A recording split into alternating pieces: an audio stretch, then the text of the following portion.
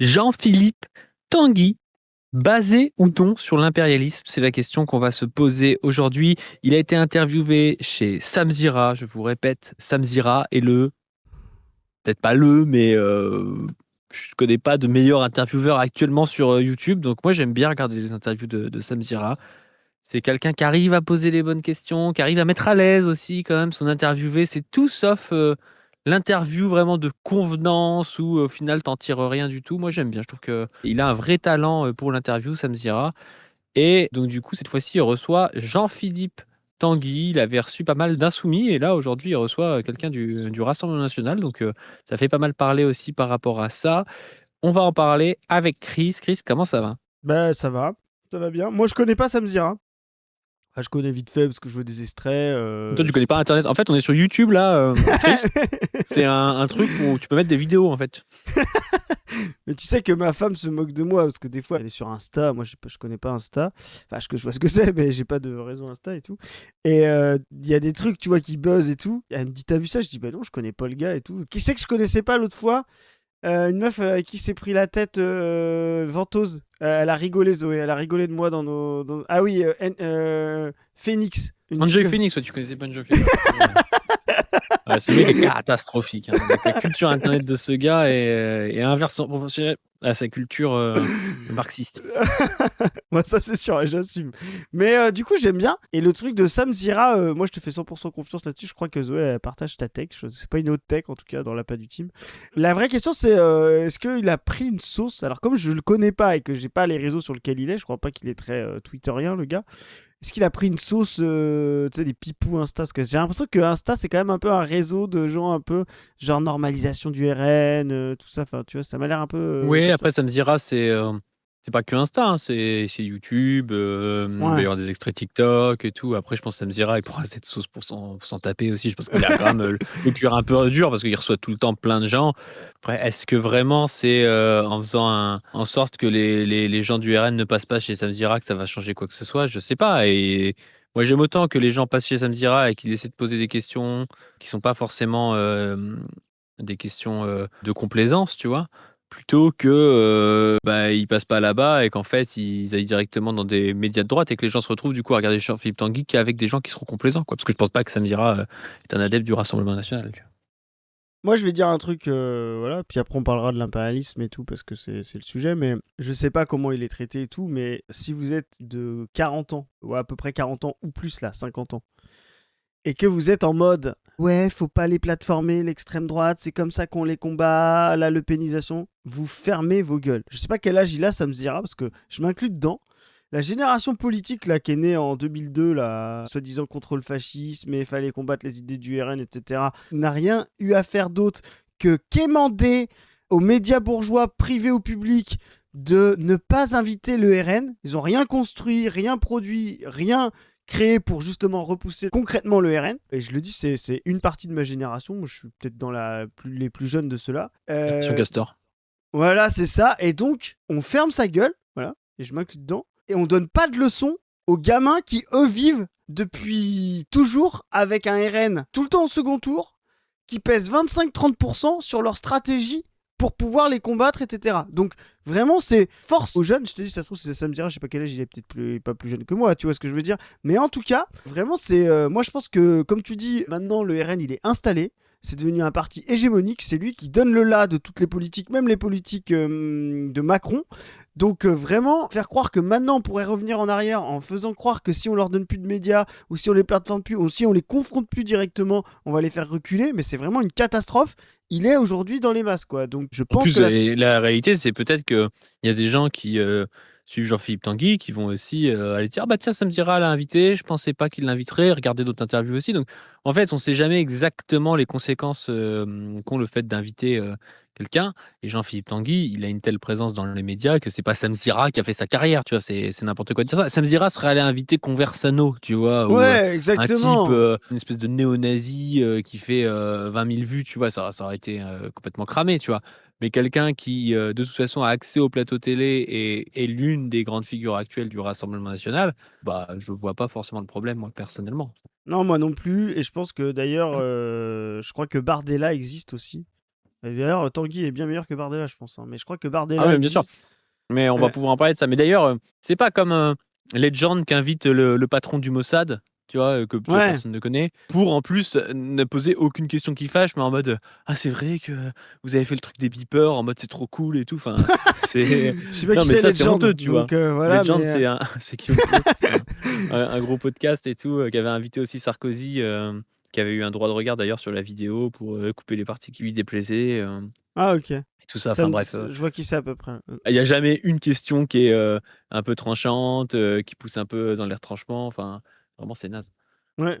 Et du coup, moi, je pense que voilà, il faut les confronter. Et pour finir sur Bardella, on y reviendra, mais je pense que Bardella existe parce qu'il n'est pas assez confronté. Tu vois, dès qu'il fait des débats, tiens, pour info, sur la chaîne, il y a des shorts qui datent de 2024, tu te rappelles, pendant les européennes. Il continue de faire des vues. Tu sais, c'est quand Bompard recadre Bardella ou Bardella se fait démonter. Parce que je pense que Bardella est vraiment bien traité à gauche et à droite. Tu vois ce que je veux dire? Il est jamais très confronté. Et c'est pour ça que cette bulle n'a pas encore éclaté. Donc moi je dis, j'attends de voir Bardella se faire confronter vraiment, soit par des hommes politiques pour le coup, je le répète, hein. S'il y a un mouvement, et là-dessus moi j'en suis un peu fier, sur lequel il y a eu un moyen de repousser le RN dans les masses populaires, c'est le fait d'avoir fait la France Insoumise et d'avoir fait une gauche de rupture. Là aujourd'hui, effectivement, ce qui est bien, c'est que les gens de la France Insoumise n'ont pas de pudeur à aller se taper Bardella, etc. sur les plateaux télé. C'est plutôt l'autre qui flippe, voilà. Mais il faut absolument les confronter. C'est comme ça qu'on fera éclater leur bulle. Ça sert à rien de les silencier, quoi. Alors on y va. Jean-Philippe Tanguy. Pour vous dire, je n'ai pas vu moi cette interview, donc si ça se trouve, Samzira est catastrophique dedans, mais je parle Mm. de manière générale. Moi j'ai trouvé que Samzira en général faisait le taf. Ça fait pas partie de l'objet de ça, de traiter Samzira, le truc. Je trouve que là, pour le coup, je vais le redire parce que Samzira vient, donc je fais l'introduction sur tu sais, les droits LGBT qui sont remis en question, notamment au Sénégal en ce moment, avec des pénalisations de mort, hein, sur les homosexuels, etc. On a quelqu'un, Traoré, tu sais, au Burkina Faso, qui fait la même chose et tout. Donc il y a un mouvement Traoré, un général. jour, il dit qu'il est pro-LGBT. Et le lendemain, il dit ouais, mais bon, c'est parce qu'en fait, il n'y a pas de gay au Burkina Faso, tu vois. C'est vraiment la pire girouette, Traoré, tu Ah ouais, vois. Je le soutiendrai toujours quand il attaque la France-Afrique, mais c'est tout, tu vois. c'est ça. Mais justement, on va voir à quel point c'est. Enfin, ça fait partie d'un nouvel ordre qui est pas anti-impérialiste, justement, de remettre ça en question, mais qui est plutôt un nouvel impérialisme. Voilà.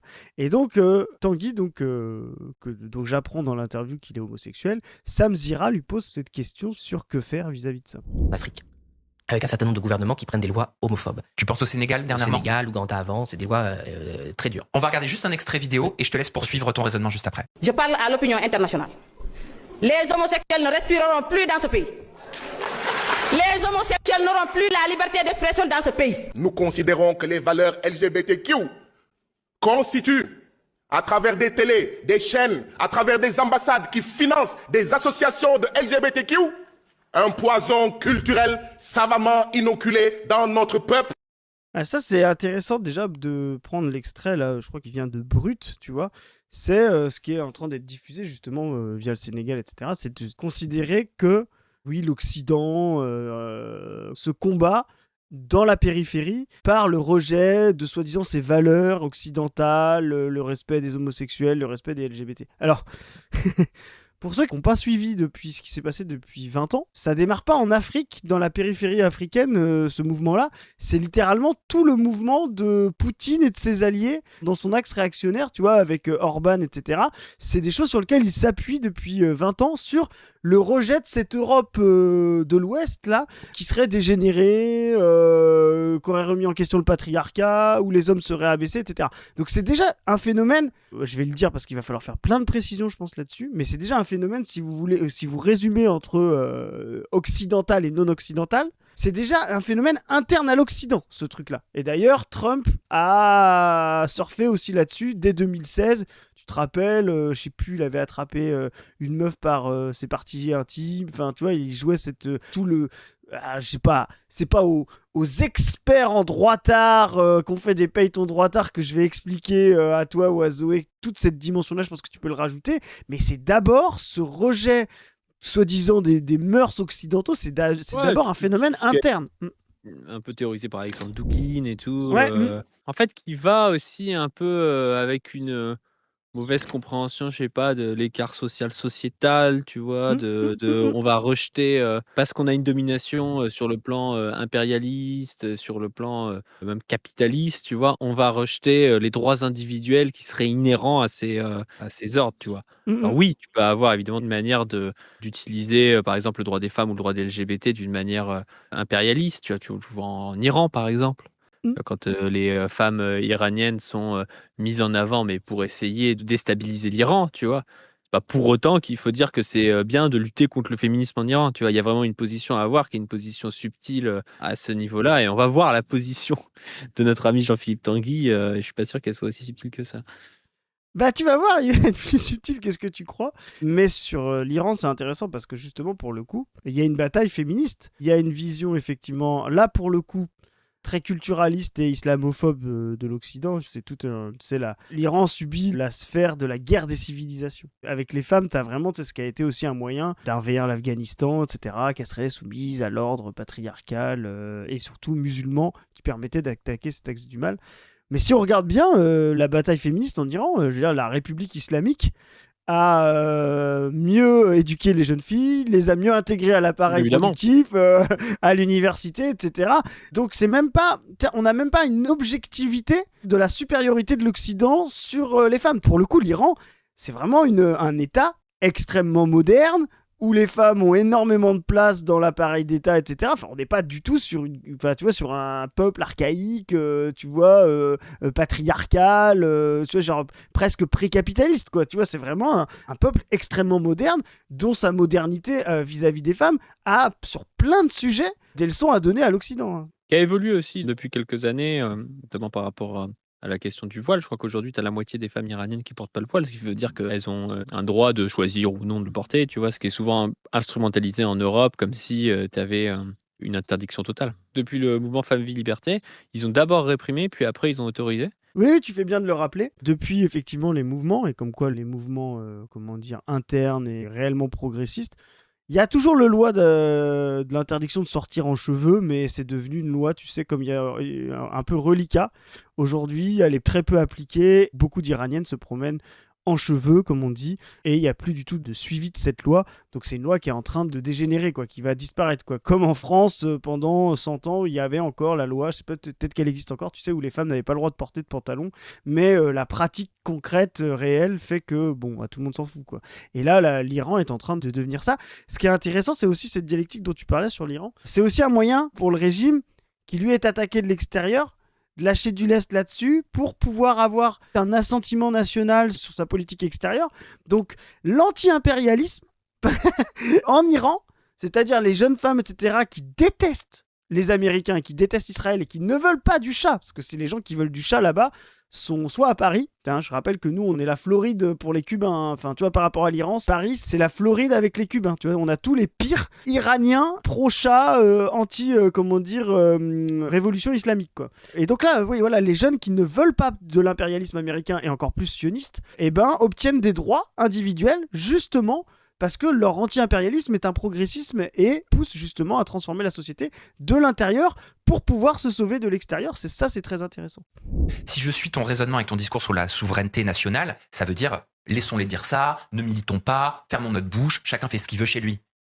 Mais pour moi, ça signifierait ne pas penser aux droits de tous à l'international. En fait, je pense aux LGBT, tu vois, sénégalaises et sénégalais, je me dis les pauvres, quoi. Oui, bien sûr, mais Là, c'est intéressant. Sam Zira vient dire, bon bah ok, si chacun est chez soi, on est souverain, chacun son propre impérialisme ou je sais pas quoi, ou chacun ses valeurs, ce relativisme un peu bourgeois pour le coup, donc il se démerde, quoi. Donc je pense que là déjà, tu vois, Tanguy est bon. Je pense que déjà Bardella a déjà changé 3 fois de slip devant une question comme ça, je pense. Mais il faut être clair, Jean-Philippe Tanguy est sûrement le meilleur actuellement au RN avec Marine Le Pen. Hein. Je pense, Marine Le Pen a une certaine expérience et tout ça, mais Jean-Philippe Tanguy est sûrement le meilleur intellectuellement et je veux dire une certaine aisance et tout. En plus, il sait, j'avais vu une interview de lui à France Info, pareil, où il parle de du rapport à sa sexualité et tout ça. Il sait être touchant, ça fait moins faux que les trucs avec Maria Carolina de Sicile, tu vois. Ouais, mais ce que tu dis, c'est intéressant. Je trouve Chenu progresse aussi. Sébastien Chenu était un vrai La tocard. Valette est ridicule. La Valette est ridicule. Voilà, mais je trouve Chenu. Odoul est ridicule aussi. Ah non, Odoul, franchement, Odoul, moi je le dis, enfin, je vais pas donner de conseils à l'extrême droite, hein, mais franchement, virez Odoul, hein, vous gagnez 2 points dans les sondages. Franchement, moi j'adore qu'ils aient Odoul, hein, mais mettez Odoul devant tout le monde, je vous jure, ça vous fait perdre des points. Hein. Faut vraiment l'envoyer chez Zemmour, hein, c'est vraiment le meilleur truc que vous pouvez faire. Hein. Sur les pauvres, on est solidaires. Il faut après choisir le bon moyen pour les aider. Si la France doit prendre position, dire qu'elle n'est pas d'accord. Mais par contre, il faut accompagner, les forces sénégalaises nationales qui vont lutter contre. Mais il ne faut pas donner l'impression que c'est la France, qui par ailleurs est l'ancienne puissance coloniale du Sénégal, qui va faire la loi à la place des Sénégalais. Ça, c'est... Là, du coup, c'est quand même bien répondu, quand même. Tu vois, il y a un truc, alors il dit... Il faut soutenir les forces progressistes, etc. Donc là, on voit qu'il y a quand même un truc qui se joue entre les forces qui défendraient le progrès des droits individuels. C'est pour ça que tu as bien fait de l'embarquer, parce que c'est ça qui va nous guider, la séparation sociale et sociétale. Donc Jean-Philippe Tanguy va dire on va essayer de soutenir ces gens-là sans donner l'impression qu'on fait de l'ingérence, parce que, en fait, quand on fait de l'ingérence, et qu'on déstabilise des pays, comme tu l'as dit tout à l'heure, pour faire de l'impérialisme direct, quoi, eh bien, on va pousser ces populations-là à rejeter donc la France et donc rejeter les valeurs qu'on pourrait tenter de renvoyer avec. Ça, c'est vachement intéressant parce que c'est vraiment le faux anti-impérialisme pour moi. C'est vraiment le faux anti-impérialisme. C'est qu'en fait, il confond l'anti-impérialisme avec le respect de la souveraineté de toutes les nations et de tous les États. Et ça, à mon avis, c'est pour eux. C'est pour ça que tu as eu plein de souverainistes qui se sont dit anti-impérialistes, hein, tu vois, Soral, et puis tous les mouvements, Asselineau, voilà, etc. Souvent, ils sont anti-américains d'ailleurs, plus qu'anti-impérialistes, c'est pas tout à fait la même chose, parce qu'ils savent justement être impérialistes sur le plan français. Mais ce côté ultra-souveraineté, et qui est très important, voilà, qui est très important. Après, je pense que lui, il se dirait pas anti-impérialiste. Pour le coup, il se dirait presque plus souverainiste de tous les pays. Je pense qu'il serait plus au clair qu'un Soral, tu vois. Je suis pas sûr qu'il dise anti-impérialiste, Jean-Philippe Tanguy. Ouais, t'as raison. Mais tu vois, cette ultra-souveraineté, en fait, elle peut avoir des limites, c'est-à-dire qu'elle peut aussi participer à légitimer, tu vois, à empêcher, on va dire, le soutien, la critique ou les partenariats dans d'autres pays, notamment, tu vois, si c'est des forces réactionnaires. Par exemple, la vraie question, c'est est-ce que la France devrait intervenir, tiens, si on fait une vue de l'esprit, est-ce que la France devrait envoyer des troupes pour empêcher le génocide en Palestine ou à Gaza, tu vois, voilà. C'est des trucs où tu te dis, bah oui, c'est un territoire extérieur, etc. Est-ce que c'est une forme d'impérialisme d'utiliser sa force pour pouvoir empêcher un génocide et tout? Il y a le vieux débat à gauche, tu sais, de la guerre d'Espagne. Est-ce que la guerre d'Espagne, si la France était intervenue, ça aurait été une forme de remise en question de la souveraineté? Enfin, tu vois, t'as vraiment... Il faut qu'on arrive à penser effectivement la non-intervention et la non-ingérence, mais pas au prix de fétichiser la souveraineté.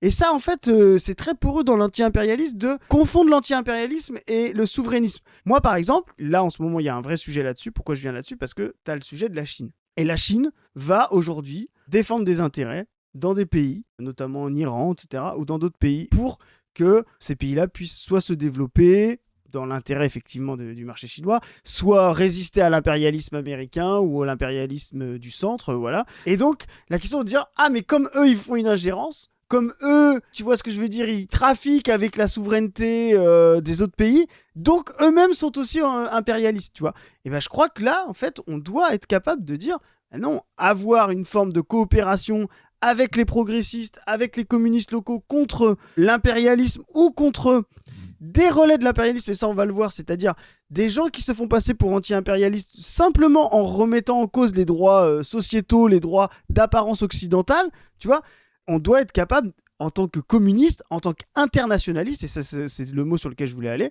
en tant qu'internationaliste, d'être capable de remettre en question, des fois même, la souveraineté de certains États quand ils vont contre, je pense, la voie communiste et, j'ai envie de dire, l'unité du genre humain, quoi.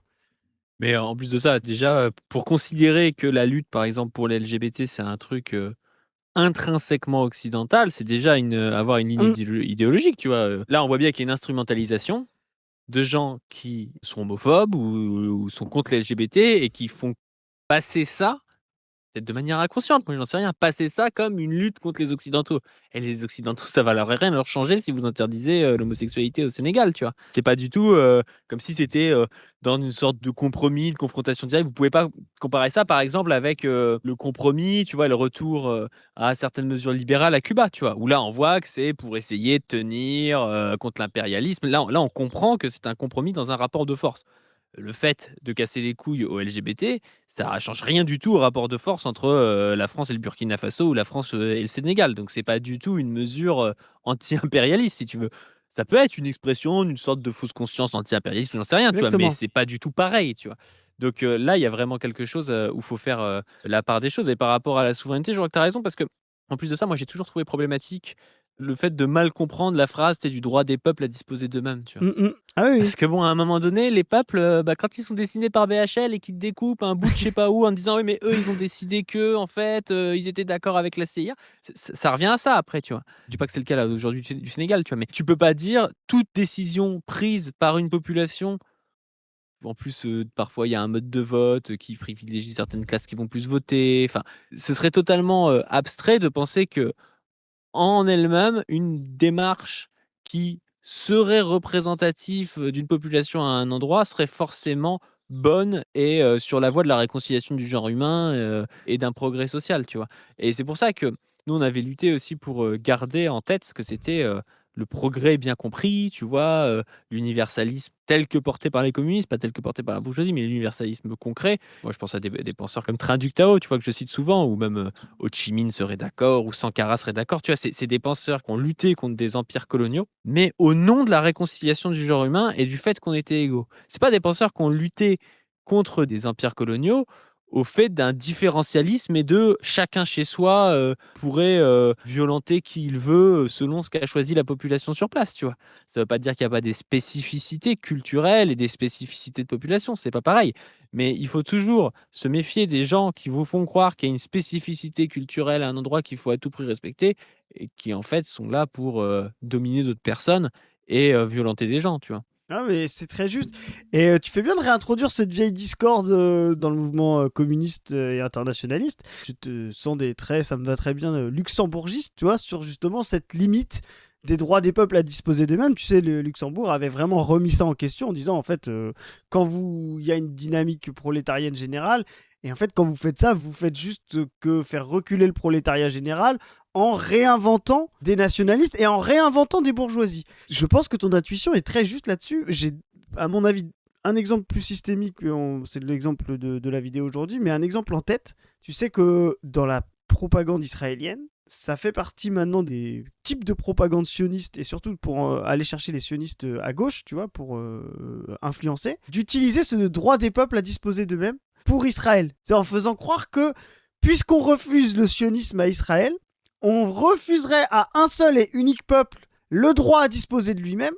Et donc ça voudrait dire qu'on serait antisémite parce que tout le monde aurait le droit à disposer de lui-même, sauf les juifs, tu vois, dont avec le droit à sionisme. disposer d'eux-mêmes dans une grotte Israël sur des endroits où il y a déjà d'autres peuples, tu vois. C'est ça. C'est vraiment Alors le serpent qui se mord la queue parce qu'à ce moment-là, tous les peuples ont le droit à disposer d'eux-mêmes et ils pensent pas les mêmes choses. Donc, c'est évacuer les contradictions de classe, les contradictions coloniales, les contradictions impérialistes.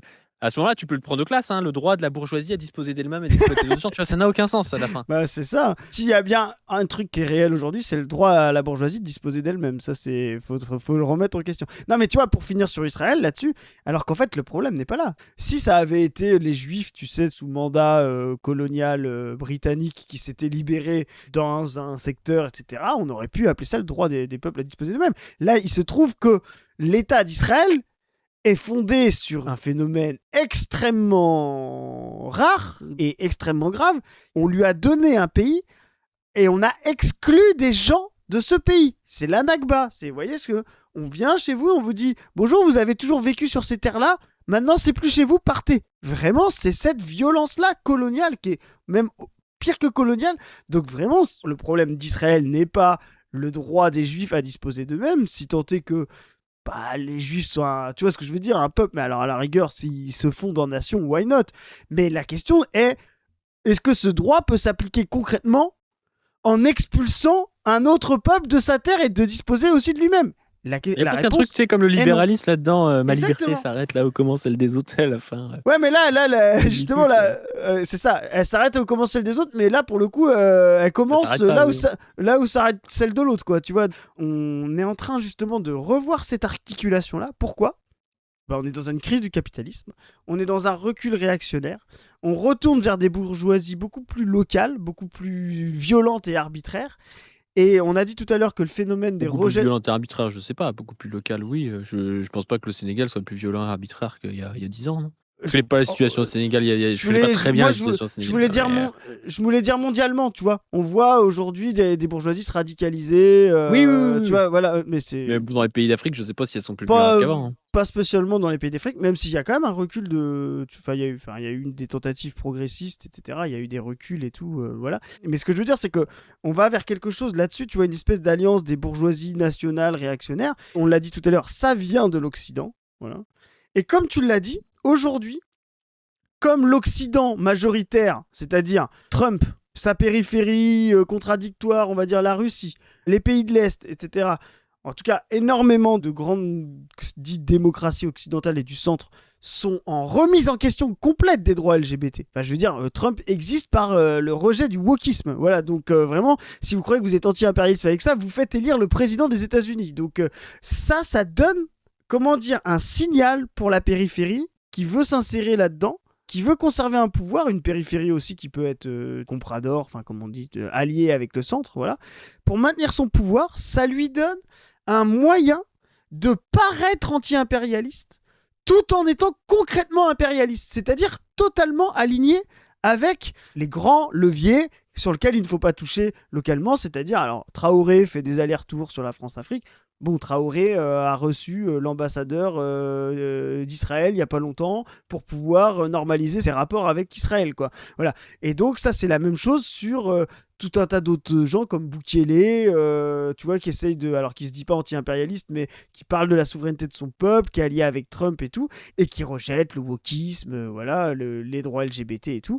Et ça, en fait, là où on pense que c'est anti-impérialiste, pour le coup, c'est le nouveau visage de l'impérialisme. Tu l'avais dit, je me rappelle dans la capsule Maduro, il y a plus de chances demain de revoir une intervention des États-Unis parce que des LGBT auront pris le pouvoir au Botswana et voudront nationaliser le pétrole, tu vois, de voir une intervention américaine pour les dessouder et mettre un dictateur anti-LGBT local, qu'aujourd'hui l'inverse, de voir un Trump aller intervenir parce que les droits des homosexuels ont été remis en question. Cette phase-là a disparu. Aujourd'hui, l'axe impérialiste, il est profondément réactionnaire et c'est pour ça que, parce qu'il y a un mouvement, une conscience anti-impérialiste en Afrique et dans toute la périphérie et partout, eh ben, les bourgeoisies locales sont obligées de trianguler entre le fait de faire semblant d'être anti-impérialiste parce que leur peuple est dans cette dynamique-là, et en même temps donner allégeance à l'impérialisme concret qui est aujourd'hui de plus en plus anti-homosexuel et anti-LGBT.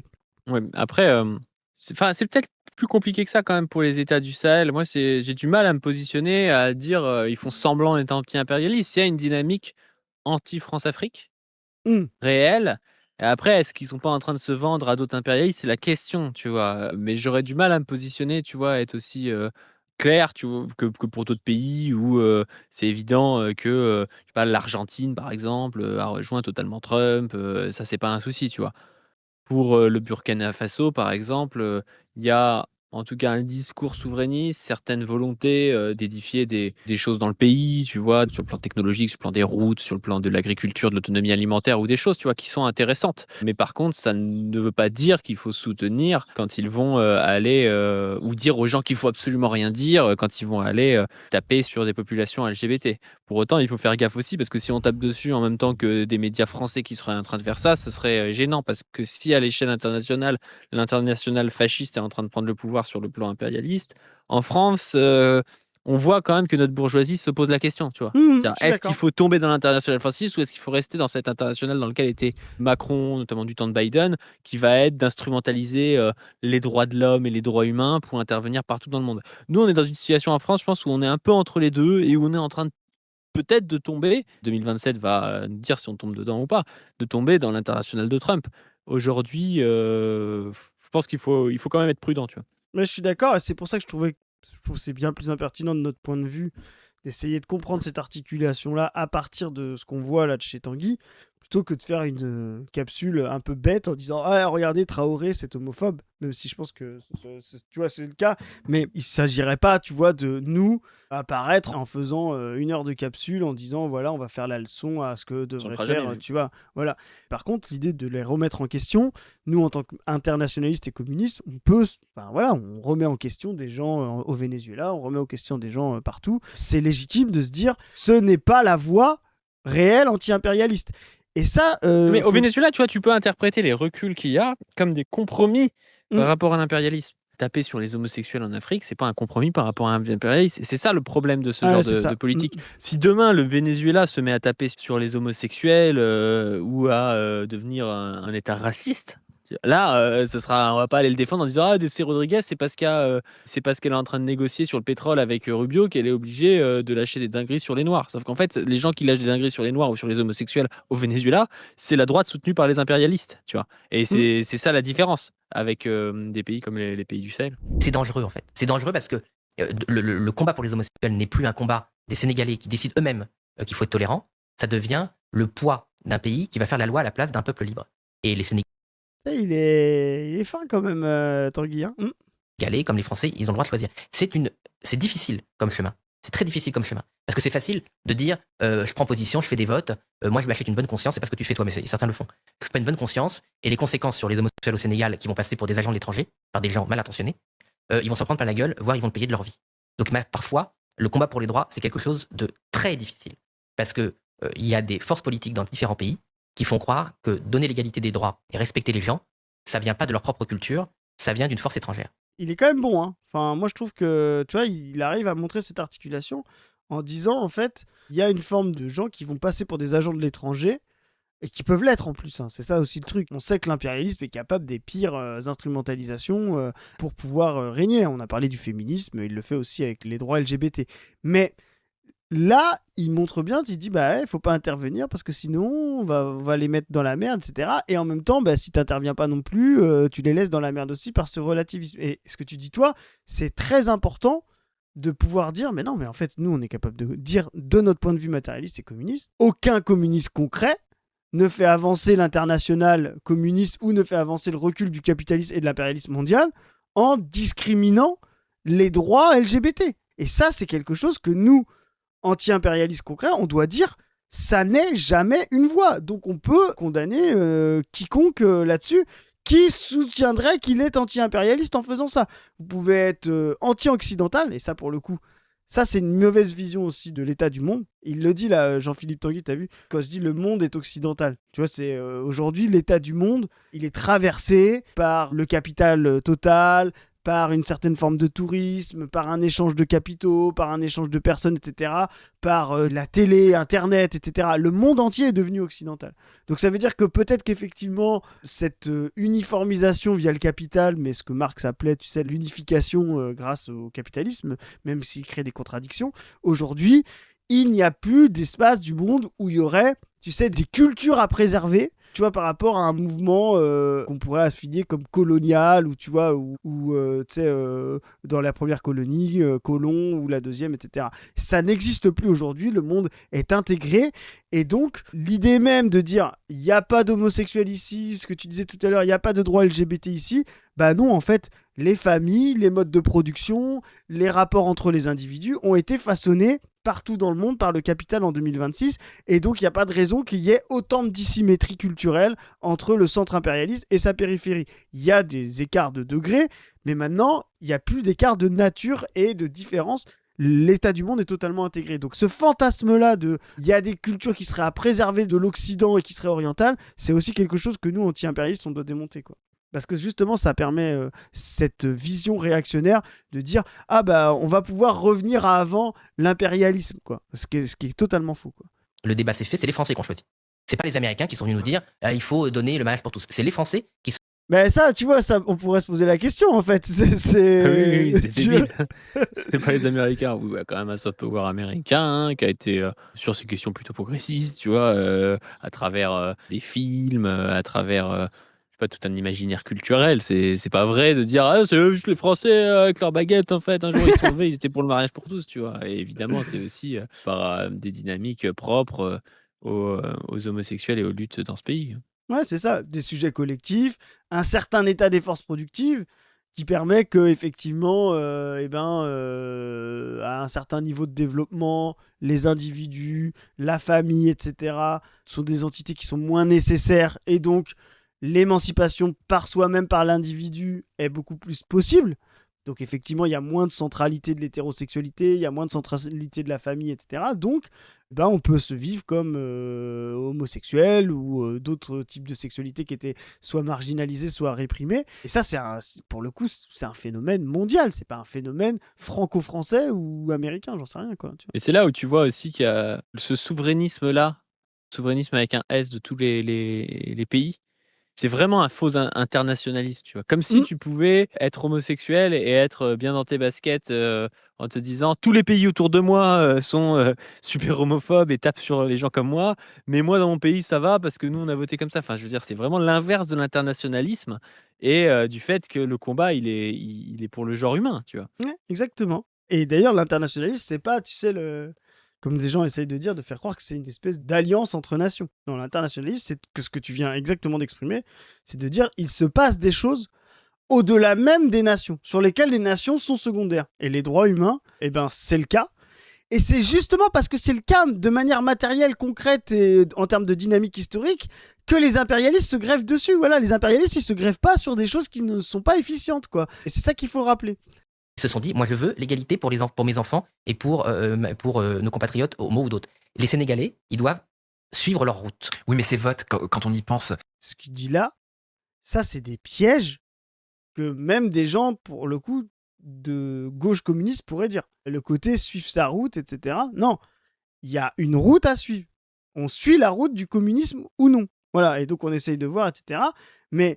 tous les chemins ne mènent pas au communisme. Voilà, c'est pas tous les chemins mènent à Rome. Tu vois, il y a des choses. Ah oui, c'est que lui, il s'en fout, il est pas communiste, mais c'est vrai que, en fait, il y a des gens qui vont penser, encore une fois, de confondre ça avec des compromis. On a sorti un short avec Saïd Bouamama dans l'extrait de la conférence d'après l'avant-première de notre film sur l'anti-impérialisme, où justement, il parle de ça. Et il dit, on peut prendre même plusieurs routes, tu vois, pour atteindre notre but. On peut devoir se décaler, on peut devoir s'arrêter, on peut devoir reculer parce que à un moment donné, c'est pas possible de faire autrement, tu vois. Ça, c'est des compromis, mais on ne garde pas hors de notre tête le but qu'on a. Notre but est toujours clair. Et c'est d'oublier notre but qui fait qu'on se renierait. Exactement. Le truc, c'est est-ce qu'il y a aujourd'hui une nécessité à taper sur les homosexuels ou sur les LGBT dans ces pays-là, tu vois. Est-ce que c'est quelque chose qui fait le jeu de l'anti-impérialisme? Pas du tout, en fait. Tu vois, ça n'est pas le jeu de l'anti-impérialisme. Surtout C'est là en où il ce faut pas moment. comprendre ça avec un compromis. Ça veut pas dire que nous, il faut qu'on tape dessus et qu'on dise ah oui, du coup, il faut envoyer l'armée pour retourner les gens. Ça veut pas dire, tu vois, peut-être que cette critique et cette vidéo, on ne le ferait pas si on était en train d'être en guerre avec le Sénégal, tu vois. Mais on peut pas dire que non, faut rien dire et en fait, tout se vaut, tu vois, tout se vaut. Ils auraient fait le mariage pour tous ou alors ce qu'ils font actuellement, c'est pareil. Non, c'est pas pareil, c'est pas pareil. Et nous, il y a quelque chose qu'on préfère. C'est ça. Et on voit dans l'inconscient de gens qui font ça, c'est qu'ils vont dire notre propre impérialisme ou je sais pas quoi, ou chacun sa route, on n'a pas de leçon à donner, et qui serait en fait qui a un relativisme absolu et qui est justement un échec vis-à-vis du communisme. Et t'as le fond c'est des droits sociétaux, des droits sociaux. Moi, j'aimerais savoir si des gens qui se disent communistes ou communistes révolutionnaires oseraient dire à un pays qui dirait ouais, mais regardez, le salaire minimum, ça a d'abord été mis en Occident, donc ça c'est des conneries occidentales, et donc nous on dégage ça parce que c'est notre souveraineté. J'aimerais savoir si les communistes, ces gens qui se disent communistes quand c'est les droits homosexuels ou les droits pour les femmes, auraient l'audace de dire ah mais ils ont le droit de remettre en question le salaire minimum, pas du c'est anti-impérialiste de remettre en question le salaire minimum. C'est leur droit, tu vois, le plus complet, tu vois, c'est vraiment, c'est chacun sa route. C'est anti-impérialiste de refaire travailler les enfants. Exactement, tu vois, ce serait ça, t'es en disant ah mais regardez, qui a aboli le travail des enfants en premier, c'est les occidentaux, tu vois, donc non, mais vraiment, tu vois, on pourrait avoir ce genre de délire et personne n'oserait dire sur ce genre de droits qui sont des droits des travailleurs que ce serait une ingérence impérialiste que d'aller dire tel ou tel pays ne respecte pas les droits des travailleurs et qu'il faut soutenir les forces qui prônent le droit des travailleurs dans ces pays-là. Et ben c'est la même chose ici, nous on est pour allier les deux. Oui, le progrès humain, il sera toujours le maximum de collectifs Quand c'est de la coopération et de l'inter-individuel, voilà, donc service public, la démarchandisation et tout, et le... Pardon.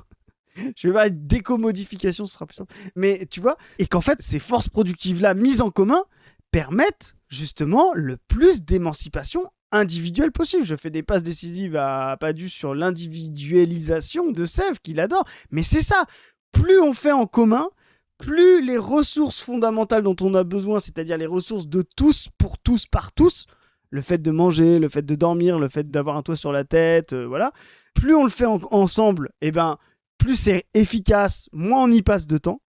Et donc, ça veut dire que ces bases-là nous permettent d'avoir le maximum de temps individuel derrière. C'est voilà, parce qu'on a mis le moins de temps possible à assurer les besoins les plus fondamentaux. Voilà. C'est ça la dialectique individu-émancipation et forces productives les plus collectivisées possibles, quoi. Enfin, ils valent rien. Non, bien sûr qu'ils valent quelque chose, mais ils coûtent rien politiquement, sauf à affirmer quand même une position forte. Ah si, ça coûte. Je suis désolé si j'arrive pas à m'expliquer. Voter contre la LGBT, c'est un choix délibéré. Mais non, parce que tu votes pas. Le problème, c'est pas en politique. Le problème, c'est pas le texte. C'est que si tu votes un texte, la souveraineté, elle a des limites quand même. Mais non. Ça me dira. Ça me dira, il est chez nous. Droit humain. Non, mais non. On considère que la souveraineté. Ah, c'est intéressant. Tu vois, les nazis ont voté pour Hitler. Bon, bah, ils envoient des mecs. Voilà, c'est leur souveraineté. C'est un truc en dehors du temps, en dehors de l'impérialisme ou non, en dehors du rapport de classe ou non, en dehors du rapport de genre ou non. En fait, il n'y a plus de rapport de force, il n'y a plus de dominant-dominé, d'exploitant-d'exploité, là. C'est juste, le souverainisme, ce serait par essence quelque chose de bon. En fait, ça me fait presque penser, Étienne Chouard n'est pas du tout réactionnaire comme ça, mais ça me fait penser un peu à du Chouard, tu vois, où il te dit, ce qui compte le plus, c'est le vote des gens dans une procédure de tirage au sort pour refaire une constitution, c'est ça, ce serait parfait, mais tu fais voter aujourd'hui les Israéliens sur une constitution, la constitution, elle t'explique que les Palestiniens sont des animaux. Et tu peux les tirer au sort, tu peux faire ce que tu veux, tu vois. Et donc, la procédure ne permet pas de comprendre le monde et ne permet pas d'avoir forcément quelque chose de bon. Et là, il fait ça avec le souverainisme. Exactement. Et c'est là où on a vraiment perdu le côté internationaliste, je trouve, dans le mouvement communiste. C'est pour ça que beaucoup tombent dans des pièges. La souveraineté qui est fondamentale, qui est populaire et très importante. D'ailleurs, c'est pour ça qu'il faut, comme tu l'as dit, distinguer souveraineté, souverainisme, souveraineté populaire, souveraineté nationale, enfin voilà. Mais elle n'est pas une valeur absolue. Parce que là, pour le coup, c'est du relativisme culturel. Et ça, c'est vraiment le truc libéral absolu, le relativisme culturel. Que ce soit à l'échelle des sociétés ou à l'échelle mondiale via les souverainetés étatiques, quoi. Et là, on voit la dialectique avec Samzira qui dit, non, en fait, quand même, on s'en fout par rapport aux droits humains. Et oui, je veux dire, en fait, Samzira a un instinct plus anti-impérialiste, plus communiste, même s'il peut être instrumentalisé, on le sait, que là, pour l'instant, Jean-Philippe Tanguy. Parce qu'il dit, mais non, mais en fait, j'ai une fraternité avec toute l'humanité qui serait en train de subir une violence dans le fait d'être soi-même, un individu, dans le fait de se définir soi-même, et qui, justement, à aucun moment, ce mouvement-là, comme tu l'as dit, Padu, n'est capable de remettre en question le capitalisme. Enfin, je veux dire, et personne ne promeut le capitalisme en promouvant les valeurs, tu vois ce que je veux dire, ou les valeurs LGBT. Et pour le coup, là, au Sénégal ou au Burkina, même si au Burkina, comme tu l'as dit, Traoré aime bien faire des allers-retours, aujourd'hui, on n'est même pas du tout en parallèle sur des gens qui essayent vraiment, tu sais, de rendre communiste leur pays, tu vois. Enfin, c'est pas comme si, tu sais, ils avaient tout nationalisé. En plus, il a Traoré, étant donné qu'il est burkinabé, il a l'esprit de Sankara. Il essaie de reprendre le truc de Sankara. C'est comme si tu avais Poutine qui te disait du temps de l'URSS, c'était comme ça. Tu sais bien qu'il n'est pas communiste, Poutine, tu vois, et qu'il va rien faire pour. Mais il est un peu devant un héritage historique important, comme celui de Sankara, et il se retrouve un peu à faire ça, quoi. J'ai un livre là qui est devant moi, là, comme ça, là, dans le bordel, qui voilà. Alors, on voit pas bien peut-être, mais ça s'appelle L'émancipation des femmes et la lutte de libération de l'Afrique par Thomas Sankara. Je pense qu'il y en a qui devraient le lire parce que du coup ça montrerait à quel point Sankara, qui lui était un anti-impérialiste vraiment conséquent et qui est mort sous les balles tirées par les Français, en tout cas fait tirer par les Français, savait que l'émancipation des femmes, l'abolition par exemple de la prostitution, on pourrait en parler de Sankara là-dessus, l'égalité absolue entre les hommes et les femmes, et même la sortie des rapports traditionnels qu'il y avait au Burkina Faso, tu sais, entre les ethnies et tout, était très importante pour pouvoir être anti-impérialiste. Il a fait des choses qu'aujourd'hui, même certains LGBT ne savent pas, mais qui vont extrêmement loin, et il a même été attaqué dans son propre pays comme quelqu'un qui serait impérialiste ou qui ne laisserait pas, comment dire, la culture locale trouver son chemin, comme dirait Jean-Philippe Tanguy. Et tous les vrais anti-impérialistes, pour le coup, concrètement, de A à Z, qui ne font pas la différence entre social et sociétal, savaient que l'émancipation, l'égalité de tous, les individus, l'universalisme concret, comme tu as cité Tao tout à l'heure, est une condition fondamentale pour pouvoir reprendre les forces productives à la bourgeoisie impérialiste et nationale, quoi. Souveraineté, justement, si tu la transfères, c'est trop tard. C'est pour ça que je te donnais l'exemple des traités de commerce.